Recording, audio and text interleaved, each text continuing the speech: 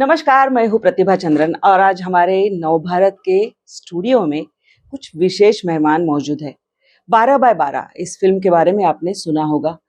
शुक्रवार को यानी बिल्कुल 2 दिन बाद ये आप थिएटर में देख सकते हैं, लेकिन इससे पहले ही इसने हेडलाइंस हिट करना शुरू कर दिया।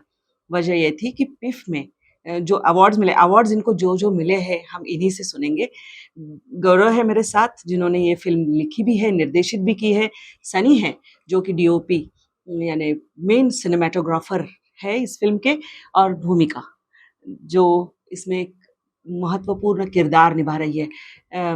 बड़ा क्लीशेड सवाल लगता है मुझे पता है, लेकिन मैं पूछना चाहूंगी फिर भी कि ये स्टोरी ये स्टोरी कैसे शुरू हुई जी आप? हाँ, तो मैम ये स्टोरी जैसे हम बात कर रहे थे कि मैंने और सनी ने काफ़ी स्टोरीज एक साथ डेवलप की हैं, तो उनमें से एक ये किरदार सनी ने इसके बारे में मुझे बताया था और मुझे लगा कि ये किरदार जो है ये बहुत सिनेमैटिक है, क्योंकि आज तक सिनेमा में डेथ फोटोग्राफर नाम से कोई किरदार आया नहीं है इंडियन सिनेमा में। तो फोटोग्राफर्स तो हम रोजमर्रा की लाइफ में बहुत देखते हैं जो जिंदा लोगों की तस्वीरें खींचते हैं। मैं खुद भी थोड़ा सा फोटोग्राफी कर लेता हूँ, लेकिन जब ये कैरेक्टर के बारे में पता चला कि एक ऐसा इंसान जो मुर्दों की लास्ट तस्वीरें फोटोज खींचता हो जी। खींचता है, ये बहुत इंट्रीगिंग था और बहुत सिनेमैटिक था। तो मुझे लगा कि ये बहुत ही सही डेब्यू फिल्म हो सकती है कि इतना नॉवल आइडिया, इतना नॉवल कैरेक्टर, और इस कैरेक्टर को ऑब्जर्व करने में पहले तो बहुत मजा आएगा। तो जो रियल डेथ फोटोग्राफर है, जो रियल कैरेक्टर, उसको जाके बनारस में मिले, उसको ऑब्जर्व किया, उससे बातें की, और वहां से निर्माण कहानी का होना शुरू हुआ, कहानी बुननी शुरू हुई इस कैरेक्टर के अराउंड। और बहुत ही अमेजिंग इसकी रोजमर्रा की रूटीन थी। उसका नाम, वो बंदे का नाम था नाटे, जो रियल डेथ फोटोग्राफर था। एंड उसका जो क्राइसिस था, वो क्राइसिस ये था कि he was losing his means of living death photography, because सबके पास स्मार्टफोन्स है। So everybody clicks on their phones, किसी को उसकी सर्विस की जरूरत नहीं होती। तो वो क्राइसिस मुझे लगा कि काफी कॉमन मैन का क्राइसिस है जी।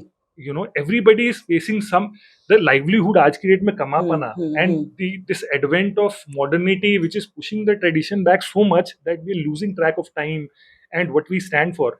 तो मुझे लगा वो करने में बहुत मजा आएगा। और बनारस इटसेल्फ इज, मतलब it's such an ancient place with millions of stories, right? उसमें ये किरदार भी अपने आप में बहुत नॉवल। तो मुझे लगा कि इन दोनों की कहानी आपस में बुनने में, पैरेलल्स ड्रॉ करने में बहुत मजा आएगा। तो यहाँ से शुरुआत हुई। कुल कितने दिन लगे और कितने कैरेक्टर्स है फिल्म के? ये इसलिए पूछ रही कि मैंने ट्रेलर देखा है। डिस्क्लेमर कि मैंने पिफ में ये फिल्म नहीं देख पाई मैं, और अभी सिर्फ ट्रेलर देखा है। इंतजार है कि रिलीज होगी, देखेंगे।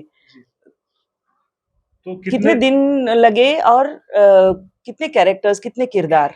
ये फिल्म शूट हुई टोटल 22 डेज में, 22 दिन में। और एक्चुअली मैम जब आप अपनी डेब्यू फिल्म बनाने वाले होते हैं, बनाने की सोच रहे होते हैं, तो आपका एक सपना होता है कि टाइम लेके प्यार से उसको गाढ़ा करके, उसको पका के आप पहली फिल्म बनाओ। लेकिन ये फिल्म एक्चुअली काफी जल्दी में बनी है, you know, like everything aside the quality of the film and all, but ये फिल्म कई फिल्म्स की डेस्टिनी होती है कि वो एक तरीके से बननी होती है। तो 22 दिन में फिल्म शूट हुई। और फिल्म में पांच मेन कैरेक्टर्स हैं, ठीक है। जो डेथ फोटोग्राफर है वो है, उसकी पत्नी है जो भूमिका ने प्ले किया है, उसकी बहन है, उसके फादर हैं, और उनका जो सन है। And there is one important character who is the friend. तो 5 से 6 प्रिंसिपल कैरेक्टर्स हैं, बट मेन किरदार जिसकी रिलेशनशिप्स पे पूरी फिल्म है वो है ये डेथ फोटोग्राफर। भूमिका आपके बारे में, किरदार जो आपका है, क्योंकि एक ऐसा शख्स जो एक यूनिक काम कर रहा है, अलग काम कर रहा है, उसके पत्नी की भूमिका आप निभा रही हो वहाँ पे। तो ये जो किरदार है, मीना उसका नाम है, मीना, हाँ। तो ये करते समय स्टोरी पसंद आई इसलिए आपने किरदार किया क्या? कौन से वो शेड्स थे जो आपको खास तौर से पसंद आए? तो thank you ma'am first of all for having us here. And जैसे ही ये मीना का किरदार मेरे पास आया गया था, मुझे समझ में आया कि मीना की जो बैक स्टोरी है तो कहीं ना कहीं मैं भी उससे रिलेट कर पाती हूँ, क्योंकि मीना इंदौर से है, बनारस में शादी हुई, मैं इंदौर से हूँ। और एक जब इस पूरी फिल्म की कहानी के बारे में पता चला और पता चला कि ऐसा भी प्रोफेशन होता है, हम्म तो मेरे लिए वो काफी एक अलग चीज वो था कि एक अलग हम्म टाइप का टॉपिक है, अलग चीज है, हम्म, अलग तरीके की चीजें जी हैं, बहुत ही हम्म अ, अलग परिप्रेक्ष्य है। और मैं कहीं ना कहीं रिलेट कर पाई अपने घर से। मेरे फादर थिएटर करते हैं हम्म और मेरी माता जी हैं, वो स्कूल में टीचर हैं। तो शुरुआती दौर में मम्मी के किस्से होते थे कि किस तरीके से it was very difficult for her to understand that what this exactly like what he hmm does exactly. उनको बिल्कुल समझ में नहीं आता था कि ये बहुत ही अजीब लगता था उनको शुरुआती दौर में। इसी तरह मुझे लगता है मीना को भी शायद शुरुआती दौर में जब नहीं हुआ होगा बच्चा, तब उसका क्या रवैया रहा होगा कि ये जाके घाट पे मुर्दों की फोटो खींचता है। हम्म वो कहीं ना कहीं वो कश्मकश और धीरे धीरे उसके साथ पीस बना लेना अपना कि अच्छा हाँ यही मेरी जिंदगी है, हम्म ये मेरे लिए कॉमन हो चुका है, कोई नई बात नहीं है। और अब ऐसा हो गया है कि वो जानती है कि ये ना विलुप्त होता जा रहा है, ये जो प्रोफेशन है अभी इसका। हम्म और कहीं ना कहीं आर्थिक स्थिति जो है घर की वो भी बिगड़ती जा रही है, हम्म पिता जो है वो भी बीमार पड़े हुए हैं। तो मीना जो है वो टेलरिंग का छोटा सा बिजनेस करती है और कहीं ना कहीं बहुत ही घर का बहुत ही अहम हिस्सा है, जो बहुत सारे डिसीजन मेकिंग में डिसीजन मेकर भी है खुद वो, और उसमें भाग भी लेती है। हम्म तो मेरे लिए मीना का किरदार एक बहुत ही क्लीशे इमेज जो हमने आज हम्म तक देखा है पिछले 20 सालों से हम देख रहे हैं कि इस तरीके से हम औरतों को एक जैसे सिनेमैटिक, अभी आपने बोला कि आपका प्रोटैगनिस्ट जो है वो किरदार कितना सिनेमैटिक है, उसी तरीके से मुझे ये भी लगता है कि सिनेमा के अंदर जो छवि बन गई थी इस तबके की औरत की, वो कहीं ना कहीं ऐसे किरदारों से और ऐसी फिल्मों से बहुत टूटती है जिसके अंदर एक फीमेल कैरेक्टर के पास वॉइस भी है, हम्म अथॉरिटी भी है, हम्म, उसका अपना व्यक्तित्व भी है। कई बार बहुत ऐसी फिल्मों के जी अंदर होता है कि फिल्म बहुत अच्छी थी पर कहीं ना कहीं एक फीमेल एक रोल की, सब्जर्विएंट कैरेक्टर था। हाँ बहुत ही करेक्ट, सपोर्टिव और वो बहुत ही सतही रह जाता है। जी बिल्कुल। बट इस फिल्म में ऐसा नहीं हुआ है। बनारस में एक खूबसूरती है, बनारस अलग है। और इस स्टोरी के साथ मतलब पहले तो डेथ और बनारस सिटी ऐसे कि हिंदुइज्म में मतलब हिंदू कल्चर में अगर हम देखें तो हर कोई चाहता है कि काशी में मरण, राइट। तो बनारस की जो ये इस सब के साथ में जुड़े हुए बनारस के घाट हो गए, शमशान घाट हो गए, उनको ये करना, उनको पिक्चराइज करना, ये आपके लिए कैसे चुनौती थी और क्या आपने वहां पे देखा खूबसूरत? क्योंकि हर एक प्रोजेक्ट के दौरान हम जब शुरू करते हैं और हम उससे बाहर निकलते हैं तो हम नया कुछ अपना एक अंदरूनी कुछ ना कुछ तो हिलता है। हाँ जरूर चेंजेस तो होते ही है जी मतलब कभी भी whenever you are kind of interacting with a space so closely and a space which is so stark in its own way and a space which challenges you in so many ways and which is not a space which you regularly see while growing up if you are not from there, then whenever you are in that space it throws certain challenges at you. but the fact about Banaras is Banaras का जो ethos है ना वो city का वो बहुत ही कमाल की है. Like how I would put it is like the ethos of Banaras has this magnetic quality.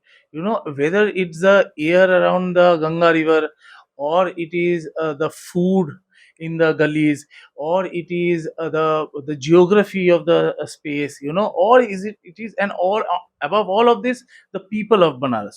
So picturizing very specifically this film for me as a DP was a very unique process because I was involved, like I was working with Gaurav right from the beginning. We both were writing it together. So supposedly we are writing a scene which is supposed to be shot in Manikarnika Ghat. We are writing that sitting in Manikarnika Ghat. Generally what happens is you write films and then you place it in a geography and Correct. then you figure out how to create a visual language and how to go about shot taking and image making that way. But with Bada Bhai Bada, because we were writing it together, so our scene writing kind of got extended into creating the audio-visual language of the film. So that is a very unique process which does not happen in every other film for that matter, even for me as a DP. And even for me as a writer also, this does not happen because a lot of the times we sit somewhere and we are writing stories about somewhere. So this entire visualization process actually started from the writing part of it, and it Hmm. got so ingrained within us that by the time we actually went into the technical execution of the film and shooting the film, we actually were so much in tune, because in our mind's eye we knew what kind of images we are looking at, what kind of shots, what kind of moments we are trying to create, and this film has been shot on celluloid. So this is Okay. one of the rare Super 16 films in Absolutely. recent times. Hmm. So that was I love shooting film, and Hmm. it's not that every day as a DP you get this opportunity in Hmm. the bigger mainstream professional industry that Right. way. But over here we were doing an independent film. The director was on board Hmm. to shoot it on film. Hmm. I always look forward to shooting on film, Hmm. and we both were producers, so we really didn't need to take any permission. We were like, जो हमें मर्जी आएगा हम मर करेंगे. कर लिया. If we Correct. want to creatively achieve something, we'll go ahead and do it. And Correct. that's the magic of doing independent cinema Correct. over studio cinema. Boss लेकिन Yeah. इजी नहीं है, पैसा भी तो डालना पड़ता है. but वही है पैसा तो सब चीजों को लगता है. जी. But at the इसका same point कैसे in मतलब time- फाइनेंसर कोई था Yes, कैसे? we had Hmm. multiple financiers. Hmm. We also did some amount of crowdfunding during the post-production process. Okay. Raising money is always difficult process. So Hmm. that's why this film we shot in 2019. Though we had 2 years of pandemic, we had almost 2 years of festival run. Yes. And now, like in 2024, like 5 years later, we are Hmm. kind of, because from support of one of our presenter who is also one of our co-producers called Hmm. Ahmedabad Pictures, Jignesh Hmm, Patel. hmm, hmm. So we are releasing the film, and thanks to him, like who is supporting us throughout, But at the same point in time, this is how independent films get made. You have Yeah. to have those झोला लेके आपको like-minded. निकलना निकलना ही बाहर. पड़ता है. Yeah. हर Correct. तरीके से हर एक के Right. साथ You have to have those like-minded people Correct. come in and Correct. do it. So yeah, it has been a unique process, and that's why the film is also a very unique film in both of our careers and lives, I would say. Actually ma'am Hmm. ये जो ना financing की बात ना तो जी. the first line Hmm. when we were making the PPT, the first line that I put on paper Hmm. was a film about the last remaining death photographer of Manikarnika. Hmm. So jab this line went out to people and people Correct. said, oh, what is this? Correct. And it created so much intrigue Buzz and that a yes. very unlikely thing happened. Yes. That we got our finance in place within 10 days. Hmm. Like with the previous film, just we were don't know, struggling but for we got years. lucky, I would say. We were Hmm. struggling for years with our previous film to get finance in place. While with this film, it just took us 10 days. Yeah. And ditto with the cast and the crew. Hmm. Magical people came on board. And it is, I was saying in the previous interview that magical things happen with only certain things. Absolutely. But when you go out with it's almost like a prayer said with a pure Yes. heart. Yes. It will get answered. Yeah. So it's this film. It's And, like when yeah. universe conspiring for you. Everything falls Yeah. into place. हर एक film जब कोई दर्शक जाता है देखने के लिए, तो मैं आपसे चाहूंगी कि इसने क्यों जाना चाहिए, कि क्या है जो यूएसपी है, क्या है वो जो बात उसको थिएटर में मिलने वाली है जिसके चलते वो जाए.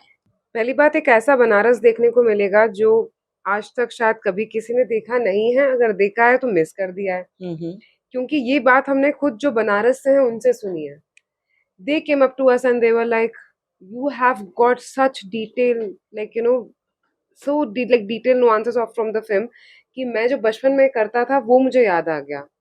So एक तो वो है, एक बनारस के लिए जाइए, एक उसकी सहजता और सुंदर जिस तरीके से फिल्म दिखती है. It's shot on 16 mm, so it's a Yeah. different experience altogether. Hmm. And apart from that, it's a slice of life. Hmm.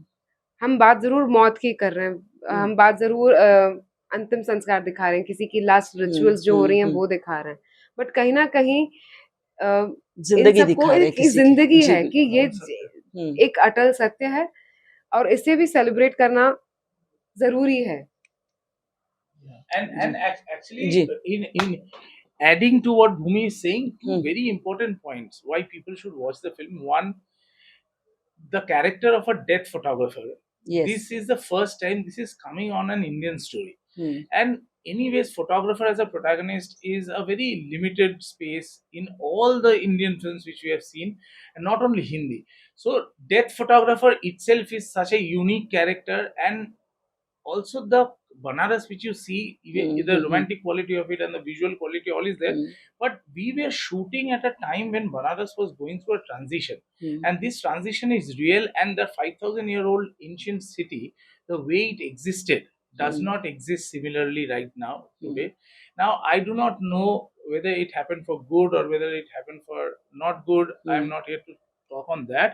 But the fact is that it kind of raises questions about development versus kind of tradition, and the idea of development, whether development should be from the lens of destruction or whether development should be sustainable. And that is also a very important point. And besides that, besides all of this, this film is a story of a working class, middle class uh, man and his family, and everybody. The wife is also trying to work, so trying to keep afloat. It's a story of 100 crore Indians. Mm. This is how, this is what India is as Mm. a country. India is not a country where people like, yeah, to one person driving Mercedes in India, there are another 10 lakhs people traveling in autos. Mm. So it is a film of those 10 lakh people. So that's why people should go. जी बिल्कुल। तो दर्शकों, हमारे साथ थी 12/12 की team, जो बता रही थी कि ये फिल्म किस तरह से होगी। शुक्रवार को रिलीज हो रही है। एक खास बात बिल्कुल बताना जरूरी है, ये जो दोनों मेरे साथ कलाकार बैठे हुए हैं, वैसे तो तीनों, लेकिन दोनों के बारे में खास एक बात है। पुणे के सावित्रीबाई फुले पुणे विश्वविद्यालय के छात्र रहे हैं और इसके लिए स्पेशल कनेक्ट है। आप आए हमारे स्टूडियो में, आपका बहुत बहुत धन्यवाद। Thank you so Thank you, much. ma'am. Thank you.